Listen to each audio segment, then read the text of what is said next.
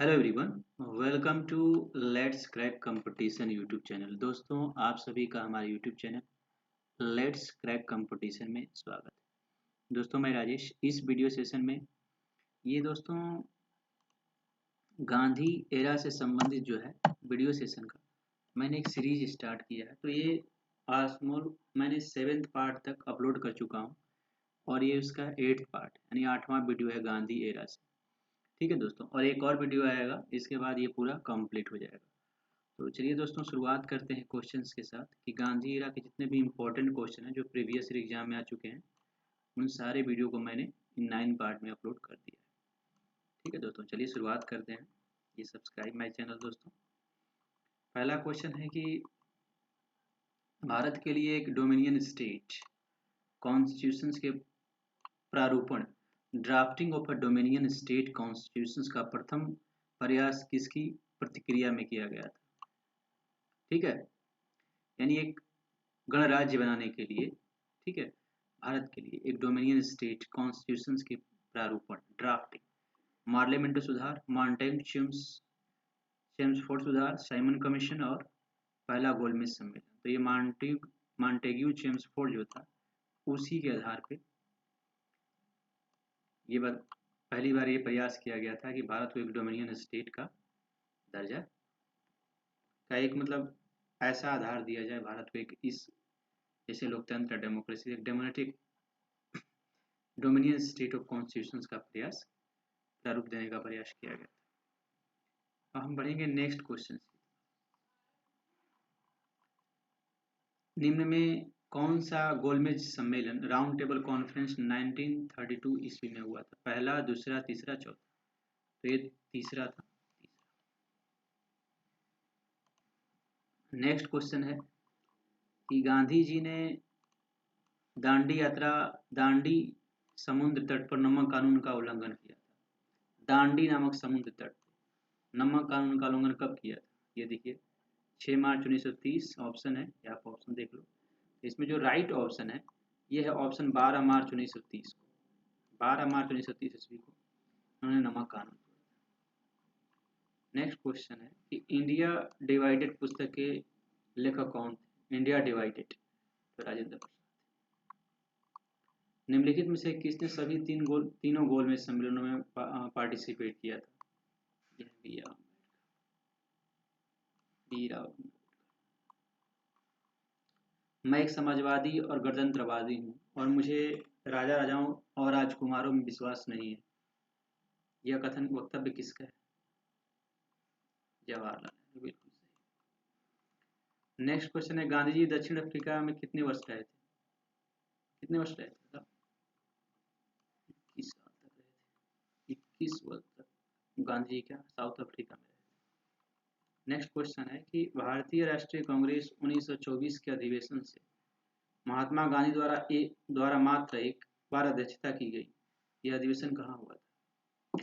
यानी Indian national Congress का गांधी जी ने केवल एक ही बार अध्यक्षता की थी। ये हुआ था कानपुर में, बेलगांव में, अमृतसर, गया।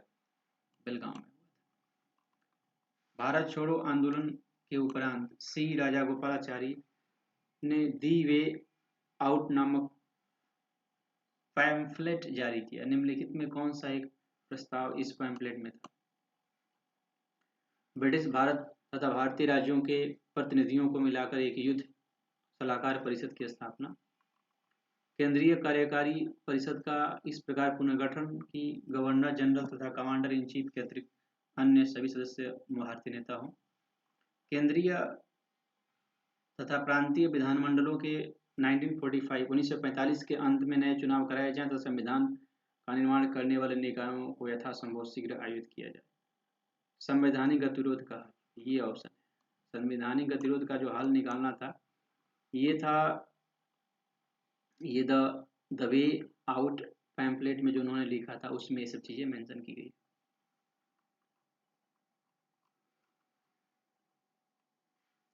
निम्नलिखित में कौन क्रिप्स मिशन के साथ कांग्रेस के आधिकारिक वार्ताकार थे? महात्मा गांधी और सरदार पटेल। क्रिप्स मिशन की बात हो रही है यहाँ पे। Mahatma Gandhi, Sardar Patel, Acharya JB Kripalani, MC Rajagopalachari, Pandit Jawaharlal Nehru and Maulana Abul Kalam Azad and Rajendra Prasad and Rafi Ahmed Kidwai. तो ये पंडित जवाहरलाल नेहरू जो थे और मौलाना अबुल कलाम थे, जो क्रिप्स मिशन आया था इंडिया में, उसके लिए क्या किया था इन्होंने, उसके कांग्रेस के अधिकारी के रूप में वार्ताकार थे लोग। ठीक है। नेक्स्ट क्वेश्चन है कि भारतीय स्वतंत्रता आंदोलन के संदर्भ में उषा मेहता की ख्याति। स्वतंत्रता, उषा मेहता ने क्या अपना फ्रीडम फाइटर में अपना फ्रीडम जो स्ट्रगल रहा है भारतीय संविधान, भारत के लिए आज़ादी के लिए, उसमें क्या योगदान दिया। भारत छोड़ो आंदोलन की वेला में गुप्त कांग्रेस रेडियो चलाने हेतु, द्वितीय गोलमेज सम्मेलन में सहभागिता हेतु, आज़ाद हिंद फौज की एक टुकड़ी का नेतृत्व करने हेतु, और पंडित जवाहरलाल नेहरू के अंतरिम सरकार की बैठक में सहायक भूमिका निभाने। नहीं, ये होगा भारत छोड़ो आंदोलन में गुप्त कांग्रेस रेडियो चलाने, वेला में गुप्त कांग्रेस रेडियो चलाने। इन्होंने क्या किया था, भारत छोड़ो आंदोलन की वेला में गुप्त कांग्रेस रेडियो चलाने का चलाया था, इसलिए इनका नाम भारत का जो फ्रीडम स्ट्रगल रहा है उसमें आता है उषा मेहता। वे राष्ट्रीय नेता कौन थे जो 1925 में सेंट्रल लेजिस्लेटिव असेंबली में क्या अध्यक्ष निर्वाचित हुए थे। सेंट्रल लेजिस्लेटिव असेंबली में के अध्यक्ष निर्वाचित हुए थे वे राष्ट्रीय 1925 मोतीलाल नेहरू, CR दास, वल्लभ भाई पटेल, विट्ठल भाई पटेल। यह है विट्ठल भाई पटेल है जो कि 1925 में सेंट्रल लेजिस्लेटिव असेंबली के अध्यक्ष निर्वाचित हुए थे। सेंट्रल लेजिस्लेटिव असेंबली, ठीक है,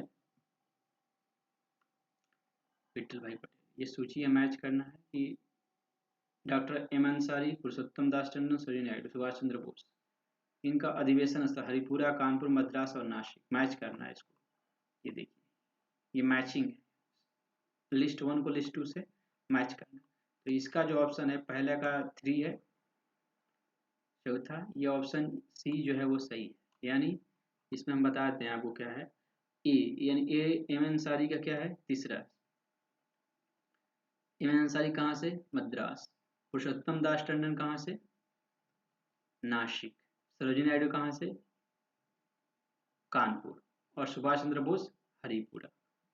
ये क्या है उनका अधिवेशन स्थल रहा है। ठीक है, तो हरिपुर जो सुभाष चंद्र बोस ने कहाँ अधिवेशन कहाँ किया था आपको अगर पूछा जाए तो ये देखिए, पुरुषोत्तम अंसारी, सुभाष चंद्र बोस, डी का पहला यानी हरिपुरा में किया था। ठीक है, सी का दूसरा, डी का पहला, बी का चौथा एंड सी का तीसरा। ये मोस्ट इंपॉर्टेंट क्वेश्चन है कि किस अधिवेशन स्थल में उन्होंने, कानपुर में किसने किया था, सरोजिनी, देखो सी का दूसरा है सरोजिनी नायडू, ये इंपॉर्टेंट। तो सुभाष चंद्र बोस का हरिपुरा और पुरुषोत्तम दास टंडन का ने कहाँ किया था, बी का चौथा, नासिक में। ये बात ध्यान रखना आपको। ये पूछा जाता है एग्जाम में कि मतलब कांग्रेस के अधिवेशन से संबंधित जो इम्पोर्टेंट क्वेश्चन है, मैं बाद में लिस्ट बना दूंगा कि कांग्रेस का किस अधिवेशन में क्या हुआ था, कौन उसका प्रेसिडेंट था। ले अब देखिए मैच करना है इसमें। महिलाओं को घर की चारदीवारी से बाहर निकाला। नीचे दिए गए कुट का सही उत्तर स्वदेशी आंदोलन, होम रूल आंदोलन, असहयोग आंदोलन, सविनय अवज्ञा आंदोलन। मतलब क्या है, किन आंदोलनों ने महिलाओं को घर से मतलब महिलाएं पार्टिसिपेट की इन आंदोलन में। ठीक है, इस गाने का मतलब इसका यही, ये 3 आंदोलन, 4 आंदोलन, सभी। तो ये केवल 1 2 3, केवल 3 एंड 4 यानी स्त्री मतलब असहयोग आंदोलन और सविनय अवज्ञा आंदोलन में महिलाओं ने क्या किया था, पार्टिसिपेट किया। और 1939 इसमें कांग्रेस मंत्रिमंडल ने 7 प्रांत में त्यागपत्र दे दिया था। क्यों 7 प्रांतों में त्यागपत्र, क्योंकि कांग्रेस अन्य 4 प्रांतों में मंत्रिमंडल नहीं बना पाई थी। और दूसरा, कांग्रेस के वाम पक्ष के उदय से मंत्रिमंडल कार्य करना संभव हो गया। उनके प्रांतों में अत्यधिक सांप्रदायिक अशांति थी। उपयुक्त कथनों ए और बी और में से कोई भी सही नहीं है। ये भी बात, ये ए बी और तीनों में से कोई भी सही नहीं है कि कांग्रेस ने 1939 ईस्वी में कांग्रेस मंत्रिमंडल ने 7 प्रांतों में त्यागपत्र दिया था, क्योंकि तीन में से कोई भी ये वैलिड रीजन नहीं है। ठीक है,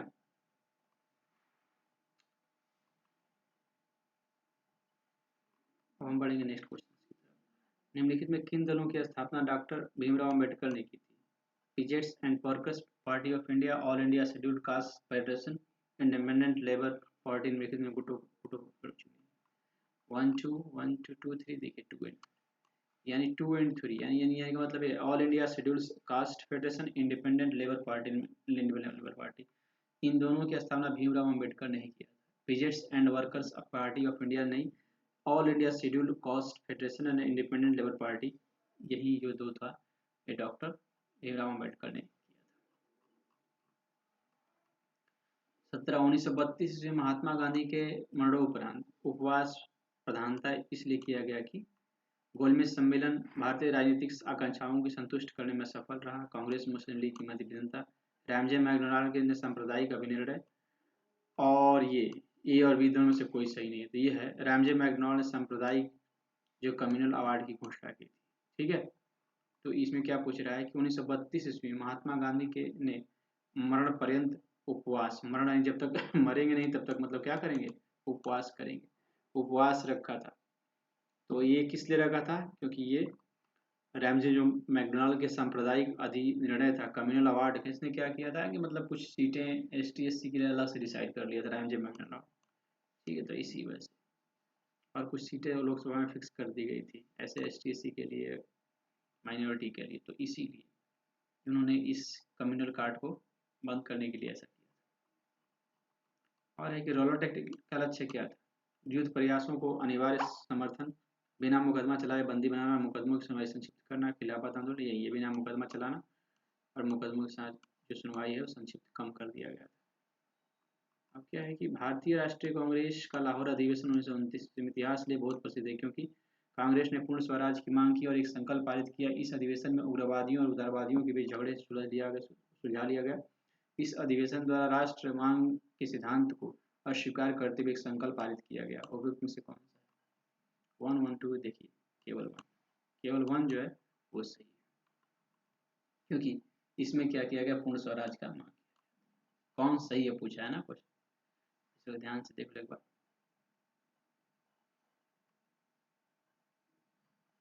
हम बढ़ेंगे नेक्स्ट क्वेश्चन की तरफ कि लोकसभा सुरक्षा विधेयक, पब्लिक सेफ्टी बिल 1928 का विरोध करते समय निम्नलिखित में से किसने कहा था कि वह भारतीय राष्ट्रीय कांग्रेस पर सीधा प्रहार और भारत की दास्ता का पहले नंबर का बिल है, किसने कहा था ये बात? दोस्तों ये बात कहा था मोतीलाल नेहरू ने। ठीक है, तो ये रहा टॉप 20 क्वेश्चन दोस्तों। अब एक और 9th पार्ट है जिसके पास गांधी जी से संबंधित जो भी इम्पोर्टेंट क्वेश्चन है उसको आप कर सकते हो। दोस्तों वन थिंग मैं जितने भी से वायसराय है, गवर्नर जनरल, उन्होंने क्या मोस्ट पूछा था कि उन्होंने क्या कार्य किया था देश के लिए अपने टेन्योर के दौरान, तो वो मैंने पूरा मॉडर्न हिस्ट्री का जो मैंने प्लेलिस्ट में जाकर देख सकते हैं, पूरी की पूरी मैं चीज़ें समझा चुका, एक एक वायसराय और एक एक governor general of India, Bengal governor general of Bengal, सबका बता चुका हूँ। ठीक है दोस्तों, तो आप जाकर देख सकते हैं। तो दोस्तों friends, subscribe my channel, like comment and share दोस्तों। थैंक यू दोस्तों, subscribe my channel, let's crack competition, share like and comment दोस्तों।